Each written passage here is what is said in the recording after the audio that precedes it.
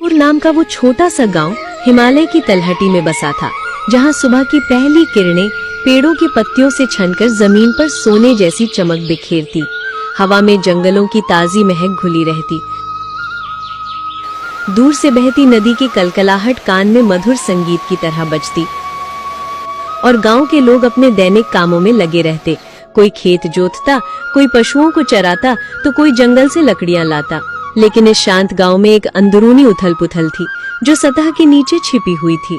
रामू 35 साल का मजबूत कद काठी वाला लकड़हारा गांव का एक ऐसा शख्स था जिसकी जिंदगी मेहनत और लालच के बीच झूलती रहती। उसके हाथों में कुल्हाड़ी हमेशा तैयार रहती और आंखों में एक चमक जो अधिक कमाने की भूख दर्शाती। रामू का बचपन गरीबी में बीता था, इसलिए वो हर मौके को सोने में बदलने की कोशिश करता, लेकिन ये लालच उसे कभी कभी अंधेरे रास्तों पर ले जाता।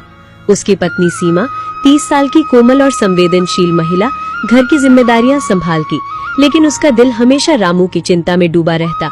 सीमा की आंखें गहरी थीं, जो प्यार से भरी होती, लेकिन डर की एक परत हमेशा उन पर छाई रहती। डर कि कहीं रामू जंगल की गहराइयों में खो न जाए। गांव में रामू का सबसे करीबी दोस्त था हरी, 32 साल का किसान जो डरपोक स्वभाव का था लेकिन दोस्ती में अटूट। हरी के दिन खेतों में बीतते, जहां वो मिट्टी की गंध में सुकून पाता, लेकिन शाम को रामू से बातें करना उसकी आदत थी। और फिर सरपंच जी, 60 साल के बुजुर्ग, जिनकी सफेद दाढ़ी और गहन आंखें गांव की हर समस्या को पढ़ लेती लगती।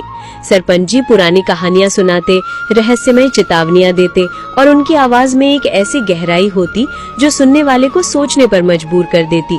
ये चारों गांव के जीवन की धुरी थे, लेकिन आज का दिन सब कुछ बदलने वाला था। एक ऐसा दिन जहां लालच की एक छोटी चिंगारी एक विशाल आग में बदलने वाली थी।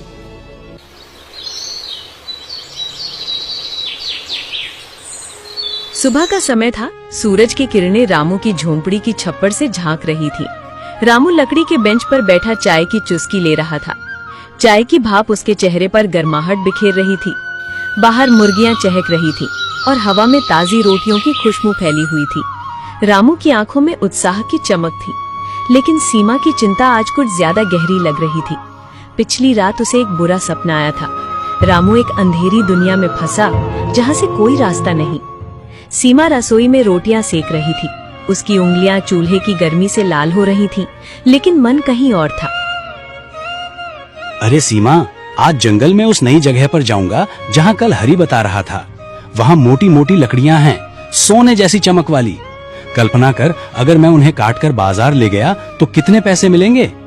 तुम्हारे लिए नई साड़ी, घर के लिए नया सामान, शायद एक छोटा सा प्लॉट भी खरीद लें। बस आज का दिन अच्छा हो जाए, हमारी गरीबी खत्म हो जाएगी। क्या कहती हो सीमा, उत्साहित नहीं हो?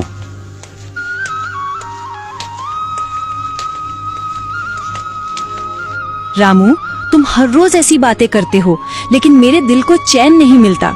जंगल कितना खतरनाक है तुम जानते हो ना। कल रात सपने में मैंने देखा तुम एक अंधेरी मायावी दुनिया में फंसे हो, जहाँ हर तरफ धोखा और डर। मैं चिल्लाती रही लेकिन तुम नहीं लौटे। सरपंजू कहते हैं कि जंगल की गहराई में कुछ ऐसी शक्तियां हैं जो लालची को खींच लेती हैं। कृपया मत जाओ रामू, मैं तुम्हारी चिंता में रात नहीं सो पाती। दिल ऐसे धड़कता है जैसे कोई अनहोनी होने वाली हो।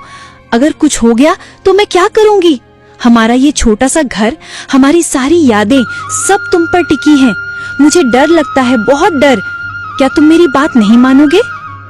सीमा की आवाज में गहरा प्यार और डर का मिश्रण था, जैसे कोई तूफान आने से पहले की शांति। उसकी आंखों से आंसू टपक रहे थे जो रामू के दिल को छू गए, लेकिन लालच की आग अभी बुझी नहीं थी।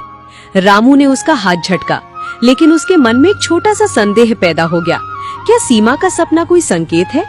वो कुल्हाड़ी उठाकर बाहर निकल गया। उसके कदमों की धमक जमीन पर गूंज रही थी। गांव के पगडंडी वाले रास्ते पर हरी मिला, जो अपने खेत से लौट रहा था। हरी के हाथों में मिट्टी लगी हुई थी, चेहरे पर पसीने की बूंदें चमक रही थी और वो मुस्कुरा रहा था, लेकिन उसकी आंखों में एक छिपा डर था। हरी ने रामू को देखकर रोक लिया, क्योंकि उसे सरपंच जी की कहानियां याद आ रही थी, कहानियां जो रातों को डराती। क्या रामू भाई, आज फिर वही जंगल की राह?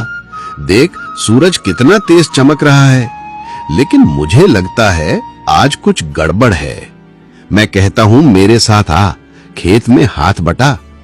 कल शाम सरपंच जी बता रहे थे कि जंगल में एक पुराना वृक्ष है जो लोगों को गायब कर देता है।